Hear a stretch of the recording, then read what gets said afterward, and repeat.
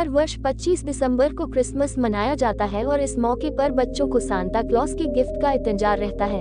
लेकिन एक समय हमारे मन में सवाल आता है कि क्या वास्तव में वह एक ही रात में दुनिया के हर बच्चे को क्रिसमस उपहार दे सकता है।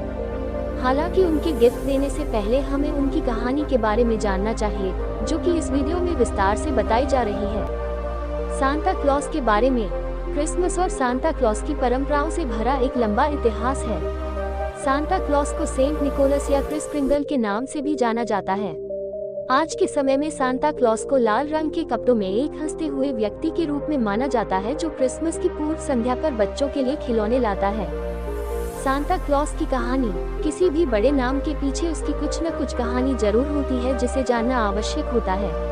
ऐसी ही कहानी है क्रिसमस पर सांता क्लॉस के रूप में अपनी पहचान बनाने वाले संत निकोलस की। संत निकोलस पर चर्चा करना उस समय जरूर हो जाता है जब हर वर्ष 25 दिसंबर को क्रिसमस के मौके पर बच्चों को गिफ्ट मिलने की बात आती है। अमीर परिवार में जन्म लेने वाले निकोलस के सांता क्लॉस बनने की कहानी यहाँ बताई जा रही है। सांता का क्रिसमस जन्म। इंटरनेट पर उपलब्ध जानकारी के अनुसार सांता निकोलस का जन्म 280 के आसपास आधुनिक तुर्की में मायरा के निकट पटारा में हुआ था। सांता क्लॉस के माता पिता की मृत्यु उस समय हो गई थी जब वह बहुत छोटे थे और उनका पालन पोषण उनके चाचा ने किया था। ऐसा कहा जाता है कि सांता बहुत छोटी उम्र में ही पादरी बन गए थे। सांता निकोलस के परिवार के बारे में कहा जाता है कि उनका परिवार काफी रईस था और उन्हें शुरुआत से ही दूसरों की मदद करना पसंद था और बच्चों को गिफ्ट देना पसंद था। इसलिए हर वर्ष 25 दिसंबर को क्रिसमस मनाया जाता है और इस मौके पर बच्चों को सांता क्लॉस के गिफ्ट का इंतजार रहता है। लेकिन एक समय हमारे मन में सवाल आता है कि क्या वास्तव में वह एक ही रात में दुनिया के हर बच्चे को क्रिसमस उपहार दे सकता है। हालांकि उनके गिफ्ट देने से पहले हमें उनकी कहानी के बारे में जानना चाहिए, जो कि इस वीडियो में विस्तार से बताई जा रही है। सांता क्लॉस के बारे में। क्रिसमस और सांता क्लॉस की परंपराओं से भरा एक लंबा इतिहास है। सांता क्लॉस को सेंट निकोलस या क्रिस क्रिंगल के नाम से भी जाना जाता है। आज के समय में सांता क्लॉस को लाल रंग के कपड़ों में एक हंसते हुए व्यक्ति के रूप में माना जाता है, जो क्रिसमस की पूर्व संध्या पर बच्चों के लिए खिलौने लाता है। सांता क्लॉस की कहानी। किसी भी बड़े नाम के पीछे उसकी कुछ न कुछ कहानी जरूर होती है, जिसे जानना आवश्यक होता है। ऐसी ही कहानी है क्रिसमस पर सांता क्लॉस के रूप में अपनी पहचान बनाने वाले संत निकोलस की। संत निकोलस पर चर्चा करना उस समय जरूर हो जाता है जब हर वर्ष 25 दिसंबर को क्रिसमस के मौके पर बच्चों को गिफ्ट मिलने की बात आती है। अमीर परिवार में जन्म लेने वाले निकोलस के सांता क्लॉस बनने की कहानी यहाँ बताई जा रही है। सांता का क्रिसमस जन्म। इंटरनेट पर उपलब्ध जानकारी के अनुसार सांता निकोलस का जन्म 280 के आसपास आधुनिक तुर्की में मायरा के निकट पटारा में हुआ था।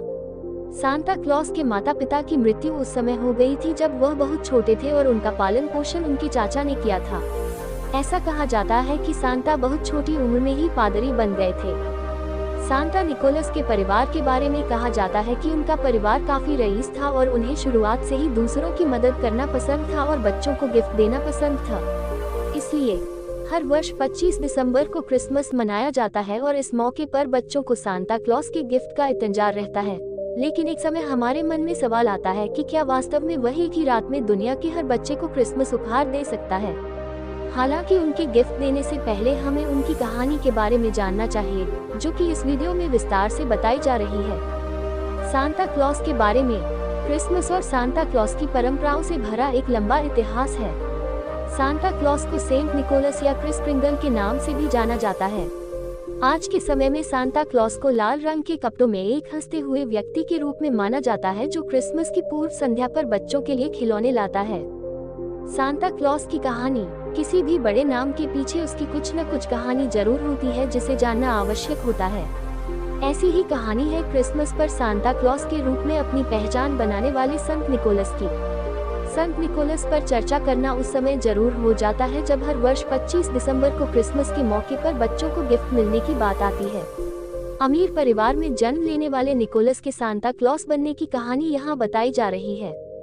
सांता का क्रिसमस जन्म। इंटरनेट पर उपलब्ध जानकारी के अनुसार सांता निकोलस का जन्म 280 के आसपास आधुनिक तुर्की में मायरा के निकट पटारा में हुआ था। सांता क्लॉस के माता पिता की मृत्यु उस समय हो गई थी जब वह बहुत छोटे थे और उनका पालन पोषण उनके चाचा ने किया था। ऐसा कहा जाता है कि सांता बहुत छोटी उम्र में ही पादरी बन गए थे। सांता निकोलस के परिवार के बारे में कहा जाता है कि उनका परिवार काफी रईस था और उन्हें शुरुआत से ही दूसरों की मदद करना पसंद था और बच्चों को गिफ्ट देना पसंद था। निकोलस कैसे बने सांता क्लॉस? क्रिसमस 336 ईस्वी में यीशु के जन्मदिन के सम्मान में मनाया जाता था, लेकिन शताब्दियों से सेंट निकोलस सांता क्लॉस के उत्सव के रूप में भी देखा जाता है। निकोलस हमेशा ही बच्चों को गिफ्ट देना पसंद करता था और बच्चों के चेहरों पर खुशियां लाते थे। निकोलस के सांता बनने की कहानी भी काफी रोचक है, क्योंकि ऐसा माना जाता है कि सांता क्लॉस ने एक गरीब व्यक्ति के घर के बाहर टंगे मोजे में सोने के सिक्के भरकर 3 बेटियों के जीवन में खुशियां बिखेर दी थी और लोग तब से ही क्रिसमस पर अपने अपने घरों के बाहर मोजे टांगते हैं। तब से हंसमुख दिखने वाला सांता क्लॉस के गिफ्ट देने की प्रथा लोकप्रिय होती गई और हम आज ये उत्सव यीशु का जन्म और संत निकोलस को याद करने के लिए मनाते हैं। सांता के कपड़ों की कहानी। क्रिसमस पर गिफ्ट देने की अलग परंपरा के अनुसार सांता के कपड़ों की कहानी भी अलग है। सांता की पोशाक या कपड़ों की कहानी सदियों से चलती आ रही है। कई लोगों का मानना है कि आज के चमकदार लाल सूट में सांता की पसंदीदा तस्वीर 1930 के दशक में कोका कोला द्वारा पेश की गई थी, हालांकि यह बिल्कुल सच नहीं है। इसके अलावा ये कहा जाता है कि 1931 से सांता मुख्य रूप से लाल सफेद कपड़ों में बड़ी सी सफेद दाढ़ी और बालों वाले सांता क्लॉस आते हैं। कंधे पर गिफ्ट से भरी पोटली और हाथ में क्रिसमस बेल लिए सांता का इंतजार हर वर्ष बच्चे करते हैं। सांता के नाम की कहानी। सांता की पोशाक की तरह सांता के नाम की भी अपनी अलग कहानी है। बहुत समय पहले सांता को उनके साथी संत निकोलस के नाम से जानते थे, क्योंकि वह दूसरों के प्रति बहुत दयालु थे। आज भी कुछ लोग सांता को उनके कई उपनामों में से संत निकोलस कहते हैं। सांता क्लॉस बनने से पहले इनका नाम सेंट निकोलस था। इसके अलावा कई देशों में सांता क्लॉस को अलग नाम से जाना जाता है। ब्रिटेन में उन्हें सेंट क्रिसमस, फादर क्रिसमस या ओल्ड मैन क्रिसमस जाना जाता था। फ्रांस में उन्हें पेरे नोएल के नाम से जाना जाता था। ऑस्ट्रिया और जर्मनी के कुछ हिस्सों में क्राइस्ट काइंड या क्राइस्टकिंडल के रूप में, संयुक्त राज्य अमेरिका में बसने वाले डच लोग सेंट निकोलस या सिंटरक्लास के रूप में जानते हैं। सांता के रेनडियर की कहानी। रेनडियर के बिना सांता क्लॉस की कल्पना नहीं की जा सकती थी। सांता के पास 9 reindeer Dasher, Dancer, Prancer, Vixen, Comet, Cupid, Donner, Blitzen और रूडोल्फ थे और वे उसकी स्लेज उड़ाने में उसकी मदद करते हैं ताकि वह उपहार दे सके।